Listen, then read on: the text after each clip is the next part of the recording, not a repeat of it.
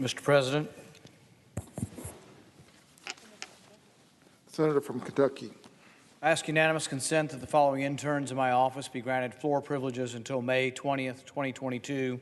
Jacob Custer, Mia Kuchner, Wilson Beaver, and Pedro Rodriguez.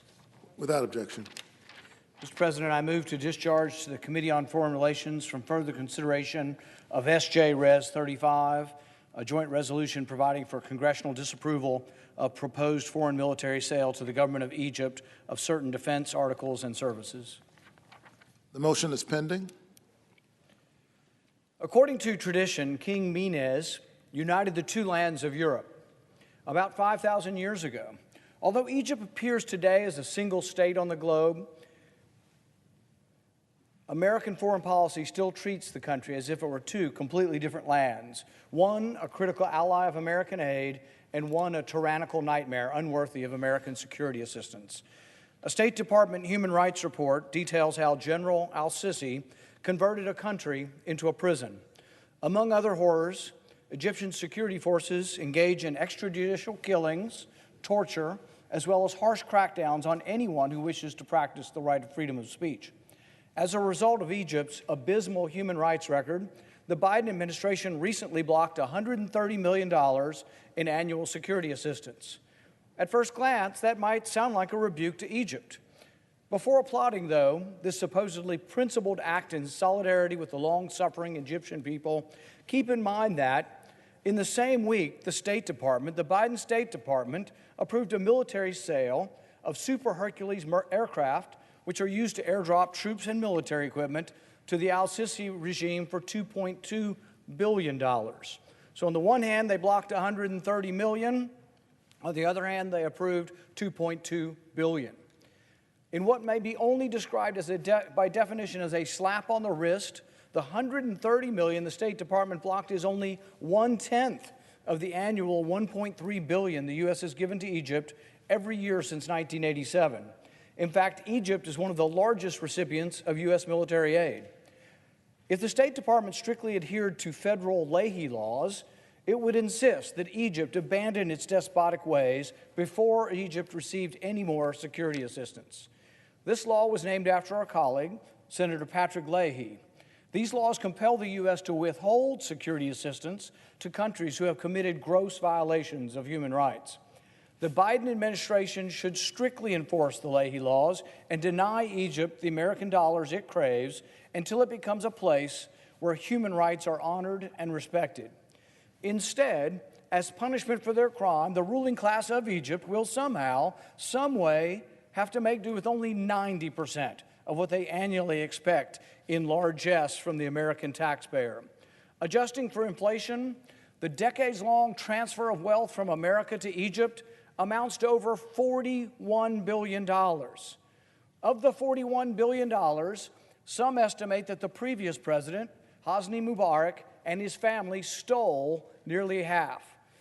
The aid not stolen is used by Egypt to buy American weaponry.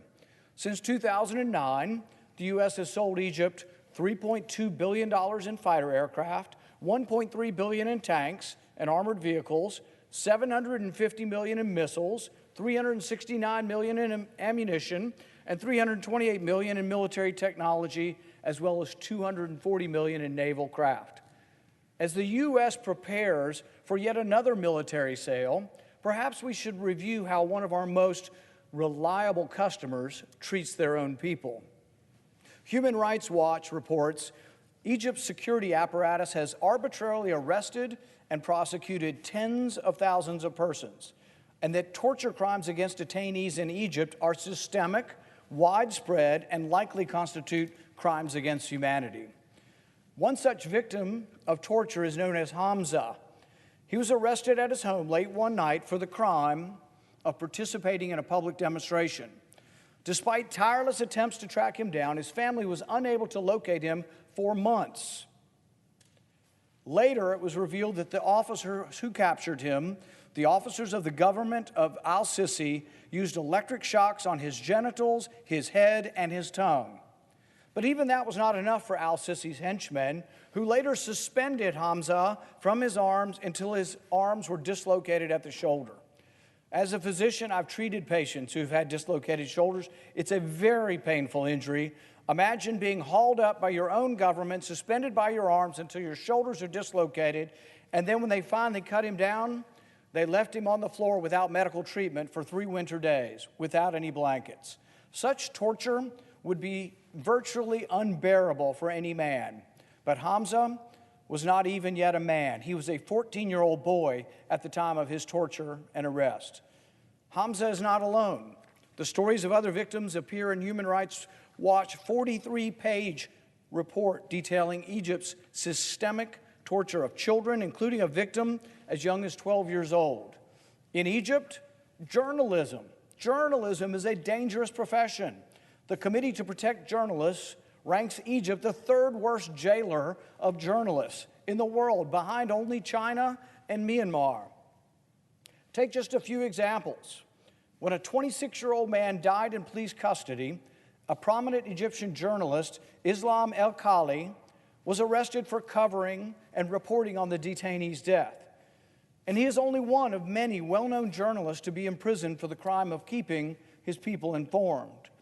Photojournalist Mahmoud Abu Zaid was arrested in 2013 for covering the violent breakup of a sit-in protest, a peaceful sit-in protest in Cairo. Zaid was released after 5 years in prison, but is still not free. He is required to report to the police station at 6 p.m. every night, where it is unknown whether the officer on duty will keep him or not, whether he will be imprisoned every night of his life. But perhaps no activity is more dangerous than running for Egypt's presidency. General al-Sisi was reelected, if you can call it an election, in 2018 with 97% of the vote, whose Soviet-style results were made possible only after opposition candidates were effectively eliminated. 2 candidates, Sami Anan and Ahmed Kansawa, were imprisoned. A 3rd candidate to run against Sisi, Ahmed Shafiq, was placed under house arrest. A senior staffer to one of the candidates, Hisham Geneima, was brutally attacked by 3 men, resulting in serious damage to his left eye and orbital bones. When another candidate, Mohammed Anwar al-Sadat, withdrew from the race, he said, "It's like committing suicide to run against someone like this." President Biden pledged to put human rights at the center of our foreign policy. Torture of children, arbitrary arrests of dissidents and journalists, sham elections, and the violent crushing of peaceful opposition, if these are not gross violations of human rights, nothing is. The United States cannot proudly proclaim human rights to be the center of our foreign policy while it arms a regime that has a war against its own people. We should end military sales to Egypt's criminal masters, partially taking away some military aid while offering new sales that are 10 times what we withheld shows weakness in the face of repression. Our weapons are an incredibly important part of America's power, and we should not willy-nilly and without judgment give them to anybody and everybody around the world. They could be used as leverage for improving human rights. Instead, we just give them, and there's this vicious cycle of enriching those who produce the munitions and no concern for human rights. Mere slaps on the wrist cannot hide the inescapable fact that the U.S. has handsomely rewarded Egypt as it degenerated into one of the most autocratic places on the globe. America should in no uncertain terms demonstrate that we will no longer strengthen a strong man. My resolution is to cancel military sales. It offers a choice, whether the United States will side with the Egyptian people or with the oppressors.